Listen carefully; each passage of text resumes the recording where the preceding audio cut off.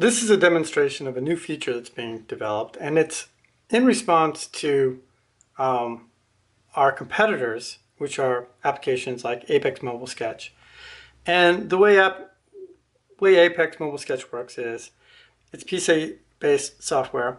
You would pick a point, you would put in a length, pick a direction, hit enter, create a line, and then you just go around the perimeter and entering these lines. And it's much how you do things when you're measuring a room for a floor plan.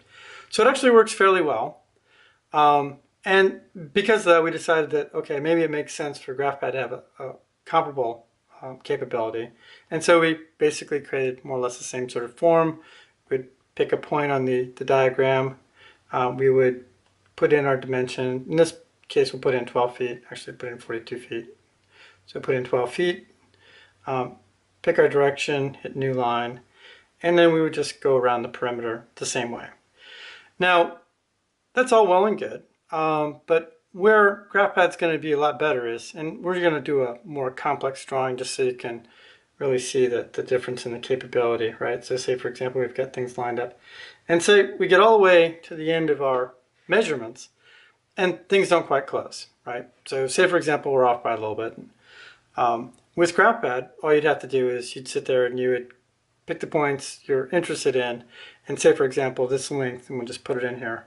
We determined this line length here was off by a bit, and that's where the problem was. We could just go in, select the points that we're interested in, any points we don't want to interested in, and then it would automatically line things up for us.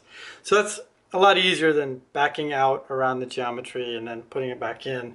Of course, we could also, in addition, we could say, for example, we were off by 2 inches or 3 feet or something like that. We could select the points that were off. We could go into translate, pick the direction, type in the length, and let's say, for example, it's off by 3 feet. And this is probably not going to close correctly, but I'm just doing an example. Hit offset, and then move the geometry that way as well. And so you really have a lot more capability.